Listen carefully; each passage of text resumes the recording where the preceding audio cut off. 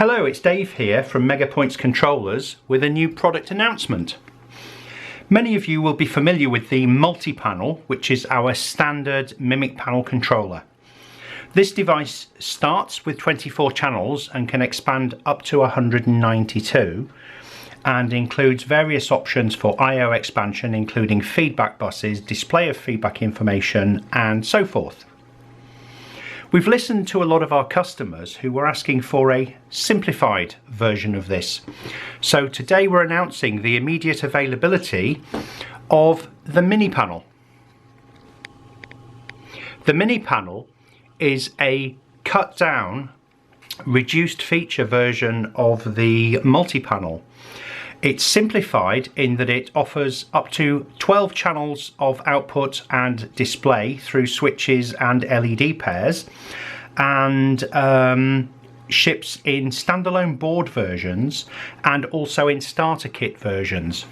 The starter kit versions also include the driver boards, such as the servo controller edition or the solenoid edition or the stall motor and Kato Unitrack edition, so it's available in very complete kits.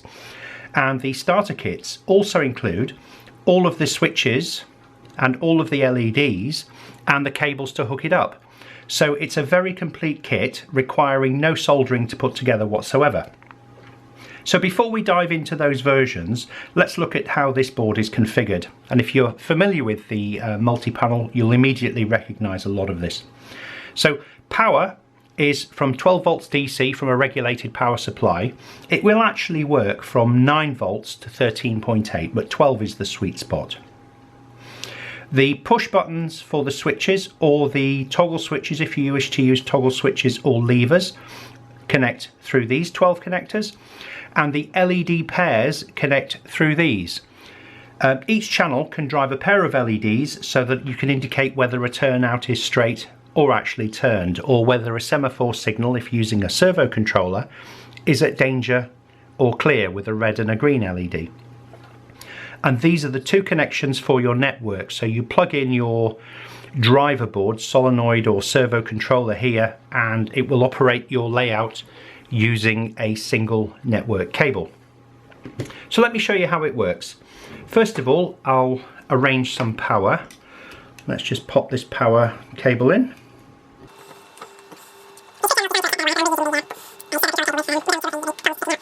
Switch on, and we immediately see some indicator lights. So with the red master light on, it's in the normal or the push button mode, and with the run light flashing, you know the processor's working. If I take one of the LED cable pairs here, so there's a pair of LEDs on a single servo type connector with the black lead towards the outer edge, I'll plug it into channel 1 and we have an LED illuminating. And with another cable I will attach it, black lead to the outer edge, to the input for switch number 1, and I'll plug in one of our push buttons. So if I press the push button, you can see the lights flashing on the panel as the points would change. I've now attached the MiniPanel to a test panel with 12 pairs of LEDs and 12 push buttons. As you can see, they're all wired here.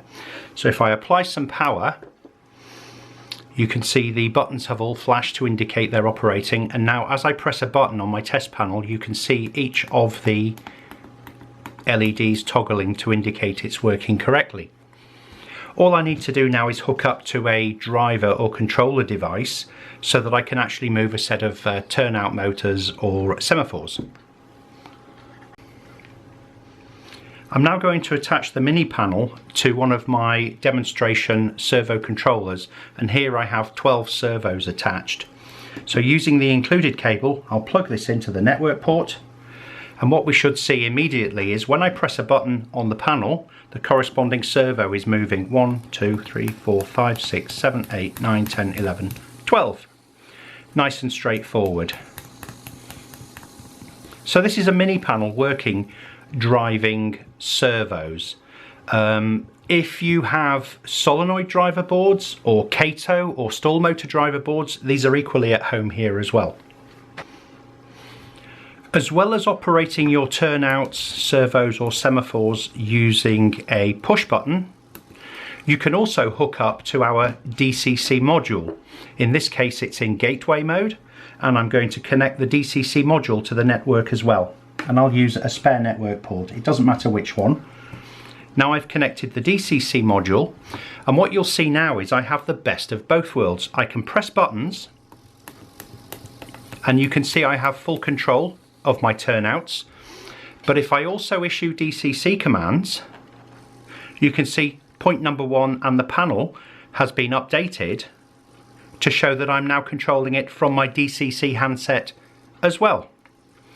If we run a macro, you can see my macro's controlling everything.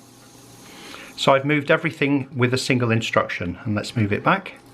So not only am I controlling from my DCC handset, there's number 1 moving, but I also simultaneously have full control from the push buttons as well, just like on the larger multi-panel.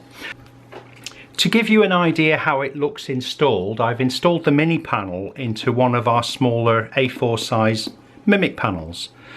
And when I reveal the inside, you can see the MiniPanel is here controlling all of these 12 inputs. In some cases, I'm using more than one input connected to the same button to operate a crossover. So in this case, the crossover is set for straight across. And when I press the button, a pair of turnouts move, and now my path is set through the crossover.